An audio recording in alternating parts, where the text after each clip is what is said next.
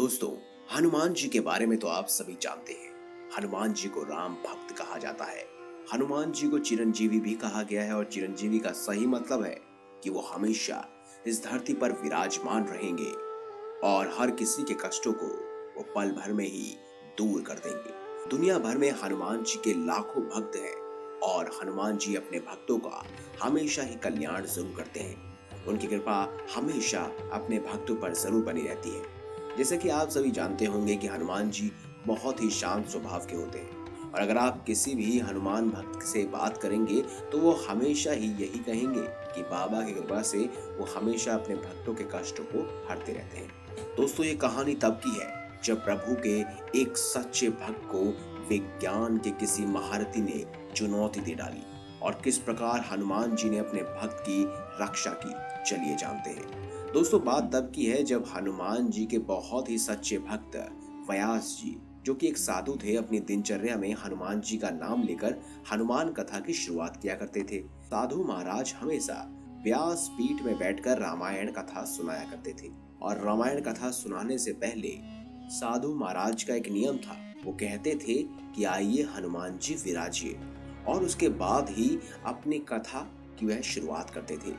हनुमान जी के इन्हीं भक्तों में से एक ऐसा भक्त भी था जो अपने आप को किसी बड़े वैज्ञानिक से कम नहीं समझता था।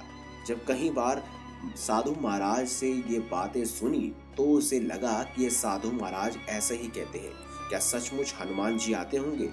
तो काफी दिनों से वैज्ञानिक के मन में इस बात का सत्य जानने की जिज्ञासा हो रही थी और एक दिन उन्होंने साधु महाराज से पूछ लिया और कहने लगे, आप हर रोज हनुमान जी से गद्दी में बैठने के लिए आग्रह करते हैं, तो क्या सचमुच हनुमान जी आते हैं?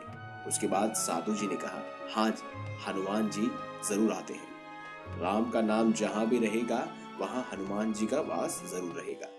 उसी तरह इस स्थान पर भी राम कथा का आयोजन होता है और कथा के प्रारंभ में हनुमान जी को आमंत्रित मैं करता हूँ और हनुमान जी इस गद्दी पर आकर बैठ जाते हैं और पूरी की पूरी कथा सुनने के बाद ही जाते हैं।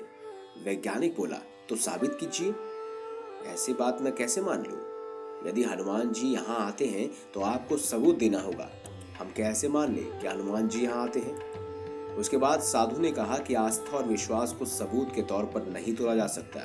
अगर आपको हमारी कथा पसंद नहीं आती तो ठीक है, कल से कथा बंद कर देता हूँ या फिर यहाँ आना बंद कर सकते हैं आप। लेकिन वह वैज्ञानिक मानने को कहाँ तैयार था। वह वैज्ञानिक कहने लगा कि हनुमान जी आपकी कथा सुनने को आते हैं या नहीं, इस बात के सबूत तो दीजिए। वैज्ञानिक की ऐसी बातें सुनकर साधु आश्चर्यचकित हो गया और कहने लगे, ठीक है, जैसी तुम्हारी इच्छा।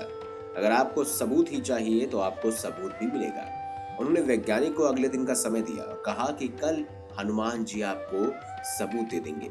साधु महाराज इस चुनौती के कारण पूरी रात नहीं सो पाए और इस समस्या का हल नहीं ढूंढ पाए। उन्होंने कभी भी अपने भक्तों के विश्वास को टूटने नहीं दिया और प्रभु ने भी हमेशा इसी तरह उनकी रक्षा की। मगर इस समस्या के लिए उनको प्रभु श्री राम और हनुमान जी का आह्वान करना था। इस तरह वैज्ञानिक ने भी चुनौती दी और उसका ज्यादा प्रचार प्रसार कर दिया, जिसके कारण साधु की कथा मंडली में काफी लोगों का तांता लग गया। बहुत सारी भीड़ और खास कथा को सुनने तो आई थी, लेकिन सबसे ज्यादा वो उस गद्दी की तरफ देख रहे थे जहां पर हमेशा हनुमान जी विराजते थे।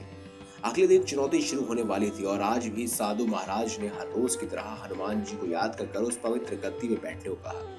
कथा शुरू करने से पहले उन्होंने वैज्ञानिक को भी कहा कि अगर आपको लगता है कि इस गद्दी पे कोई नहीं बैठा तो आप कथा के अंत में इस गद्दी को आज अपने घर ले जाना और फिर वापस ले आना। मैं इस गद्दी को यहाँ पर रखूंगा और हनुमान जी को बुलाऊंगा। उसके बाद अगर कोई इस गद्दी को उठा पाए तो इसका मतलब हनुमान जी नहीं आए, मगर अगर तुम इस गद्दी को हिला भी नहीं पाए तो इसका मतलब ये होगा कि यहाँ हनुमान जी आए हैं।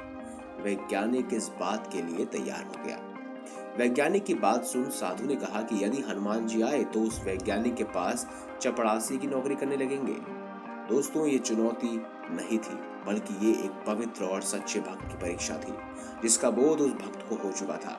साधु ने हनुमान जी से मन ही मन हनुमान जी को याद किया और मन ही मन कहने लगे, हे प्रभु, आज आस्था का प्रश्न है, आप इसकी लाज रख लेना। कथा समाप्त होने के बाद जब वैज्ञानिक को उस गद्दी को उठाने के लिए कहा गया तो 3-4 बार कोशिश करने के बाद जब वैज्ञानिक उस गद्दी को नहीं हिला पाया तो वो समझ गया कि हाँ, सच में हनुमान जी राम कथा सुनने आए थे। उसे अपनी गलती का एहसास हो गया और वह साधु के पैर पर आकर गिर पड़ा और अपनी गलती की माफी मांगने लगा। श्रद्धा और भक्ति से जब भी हम किसी देव की आराधना करते हैं तो उसके अंदर बहुत अधिक शक्ति आ जाती है। तभी तो कहा जाता है, मानो तो देव, ना मानो तो पत्थर। तो दोस्तों, अगर आपको ये वीडियो अच्छी लगी हो तो वीडियो लाइक करें, हमारे चैनल को सब्सक्राइब करें और ज्यादा से ज्यादा शेयर अवश्य करें। मिलेंगे अगली बार एक नई खास वीडियो के साथ, तब तक के लिए बहुत बहुत धन्यवाद।